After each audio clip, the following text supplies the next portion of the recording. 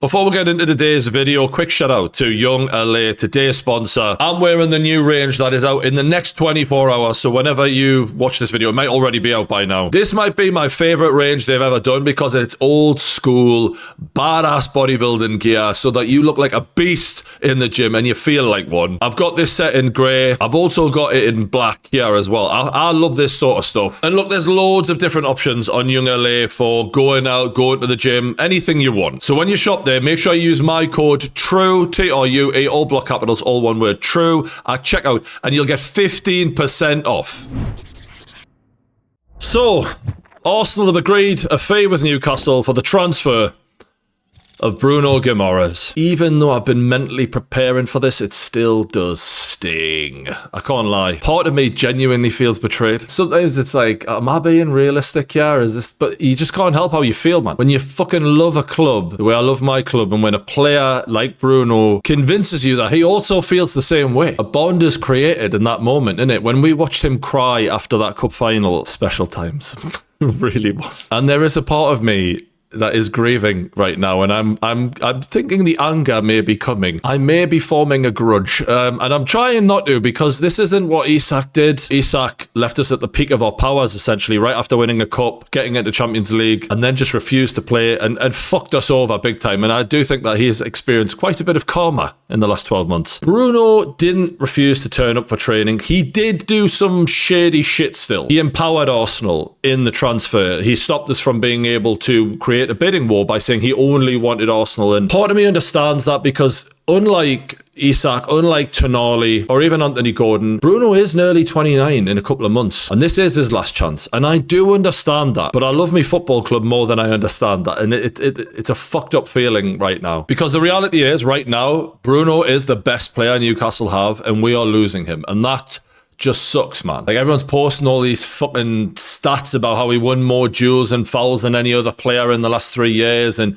the only player to cover more distance is Declan Rice. We're losing a passionate, talented leader, and that's a worry, because we're going down this road now, Newcastle, of getting all these young players in. And I remember when Chelsea did that, and I remember saying to Josh and Joey on the kickoff, where's your leaders? That's what I worry about, and I think that they suffered from not having enough of them. And I'll get into what Newcastle need to do later, but this impacts us massively. That being said, I really don't think the club had much choice, to be honest with you. And I know the fans will be angry at the club because we love Bruno, because we're selling our best player. But when a player of his quality, at his age, says, I want to go, and you have, because of Eddie Howe's pathetic management of this squad, a massive rebuild on your hands, and you need money to achieve that rebuild, I'm not sure what choice the club had. And I don't think anyone other than Newcastle fans who really understand the squad mismanagement over the last few years, of the constant plasters over an axe wound that Eddie Howe kept doing and not thinking about the long term, I don't think these mainstream pundits have any idea just how fucked Eddie Howe has left us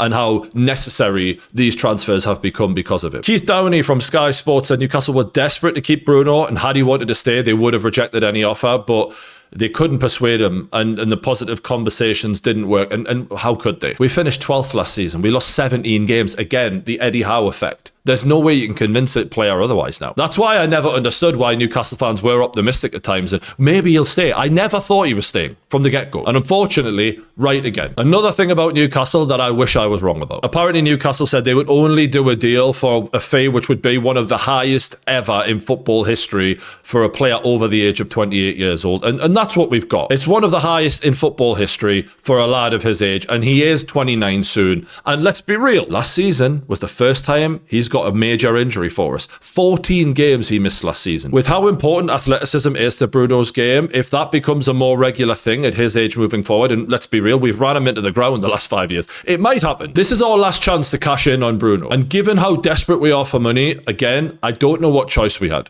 when he wants to go. Because of all the dead wood Eddie's let build up in this squad, there's not many other players we're going to get much money for. Apparently Arsenal's negotiations started at 40 to 45 million at the start of this. So 75 million is a massive increase. And I think both sides are probably going to feel like they got a good deal. I've seen some Arsenal lads say at the end of the day, we've got £100 million player for 75 million. And that's technically right in the sense of when you compare him to Anderson, when you compare him to Tonali, he's in that £100 million player bracket in terms of ability. But But the reality is, and which was pushed in our faces from the get-go from Arsenal, he is nearly 29. And that means you do have to discount it because they're not going to get what we got. Newcastle got 4.5 years of Bruno at the top level. The reality is they're going to get Bruno at the top level for a couple of years, 2 or 3 maybe. He is going to decline. Remember Casemiro? He was a Champions League winner. When Man United signed him, he was the guy. And Casemiro, he did decline massively. So this might be a very smart bit of business when we look back on this in a couple of years.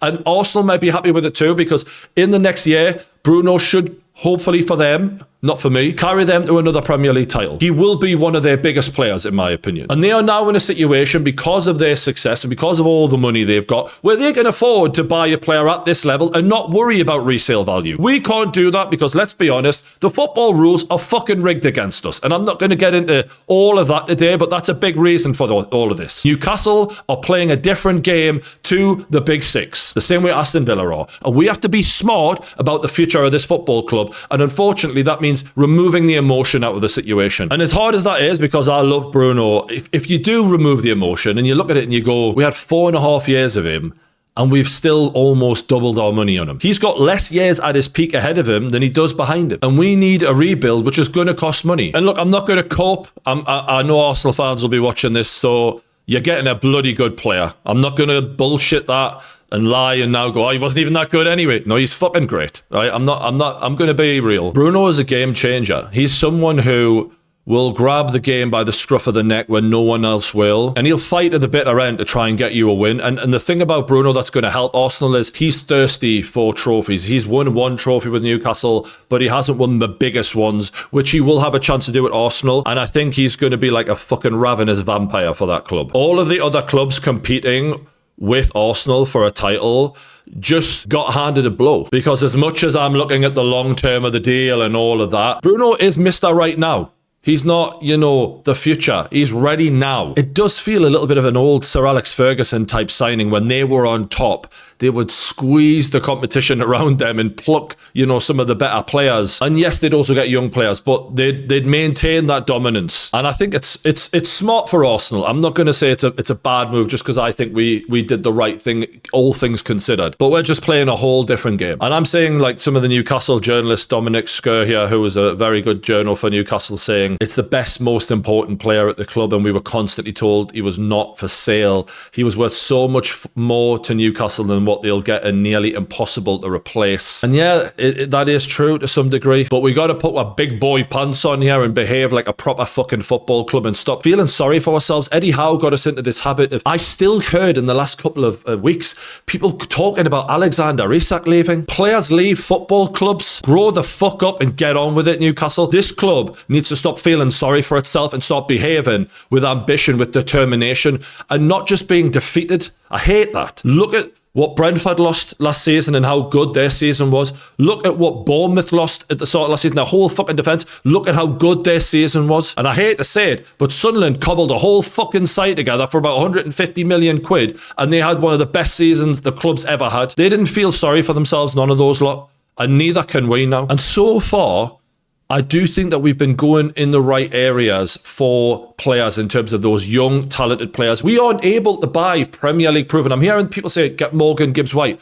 We can't. He's going to cost a fucking fortune, and we need to be going for the Morgan Gibbs-Whites who are unproven yet, who are just showing the signs of their talent. That's the club we are now, whether we like it or not. And I think we need to stop doing this Eddie Howe philosophy of buying players who the whole fucking world already knows about, overpaying for them, and they're not even a guarantee anyway, as we found out last season. We need numbers as much as anything, because Eddie let the floor of this club go to rot so badly, plastering over axe wounds with your Gordons, Tonalis and Brunos, and let the whole squad go to shit. And now we're in a situation where we basically needed like 10 signings this summer because of the fucking useless job he did. It's time to sort out the shit that should have been done a long fucking time ago. Players like Nick Pope, sorry, great servant. I'm done with the emotions now. It's time to get cutthroat. Nick Pope, Jacob Murphy, absolutely terrible last season. Joe Willock should have been gone ages ago. We've let them all run into the last months of their contracts. Just ridiculous. So stupid. Disgraceful, actually. And it's amazing that, there's so many uninformed muppets, on your radio shows, in the mainstream media, who have no idea about the damage that's been done through not thinking about this stuff. Disgraceful. And while I'm at it, Joe Linton can go as well. Apparently he wants to go to Saudi. He's 30 years old. If we can get a good fee from Saudi, more than happy. Let's rip the fucking manual up and start again. Because a player like Joe Linton, while, you know, yes, he's been great for us, he's 30, his legs are going, he's terrible on the ball, and he wants to go anyway. So let's cash in on a lot of them. Take what you can get, and let's move the fuck on. Because I don't want to be looking at that subs bench and be mortified the way I was at times last season. And by the way, while I'm at it, if we're just getting fucking real, players like Sven Botman signed a big contract not long ago. Ramsey came in for 40 fucking million. You boys need to step the fuck up next season, because last season, nowhere near good enough for the wages you're on. Nowhere near. And what I've seen in pre-season, still a fucking million miles away. The spotlight's on people like you now. You're not hiding away while people like Bruno fucking spare your blushes and drag this team forward. That's one of the good things about Bruno going, is these fuckers who've been hiding away while he's having to do the dog work. Now it's on you. We're looking at you, motherfuckers. Turn up, man. And it's also on Ross Wilson and the manager now, because they need to really be careful with the final month of recruitment before this window ends and nail it. With Bruno going and with some of that deadwood going, we're going to need a good 3 to 4 to 5 signings, in my opinion. We've got no backups at fullback. Our centre-backs give me nightmares. The decline of Sven Botman is terrifying. And the heart and soul of midfield has been ripped out. And yes, we've bought some good players in those positions. But with Bruno going, it's imperative that we get, not as replacement, because I don't think you can replace Bruno. We might even need 2 players who can do a bit of both of his jobs in the creation, in the running. And then going forward with Bruno's goals and assists being missing, and with the problems we had last season out on the wing, we need a creative winger, someone who can guarantee us goals and assists desperately. Because I am worried now that we're facing relegation. We have literally been sent all the way back to square one, and lots of Newcastle fans have admitted it. When Eddie Howe took over, you had Callum Wilson, you brought in your established Premier League players. It was a bit easier of a situation. This is a complete reset. But I don't think we should just be negative about it. We should be positive and say, look, this is a challenge. Let's fucking rise to it. The way Brentford, the way Bournemouth did last season. So let's see what Ross Wilson and the new manager's made of, if he ever gets announced. Apparently we're waiting for the Saudi club to get their shit together to announce their replacement. I'm like, what the fuck are we talking about? Hopefully by the time I put this video, he'll be announced and we can get some positive news. But look, long story short, is it a great deal for Newcastle? It doesn't feel like one because of how good he is right now. But in a couple of years, this might be looked upon as the right decision for the moment that we were in and the difficulty that we were facing. And as for Arsenal, they're going to love him, and he'll probably get booed when he comes back to Newcastle, at least during the game. Come on, he asked for a transfer. Boo them during the game. Maybe we'll give him a little round of applause after the game, but I want to get right into his head because he's a right hot-headed bastard, and we need every help we can get now. But anyway, that's all I've got to say for today. Newcastle is some fucking football club. This is clearly not the end of these kind of videos. Keep subscribed to the kickoff. There'll be plenty more where that came from, and all the other transfers that are going on. Hit the like button. I'll see you on the next one.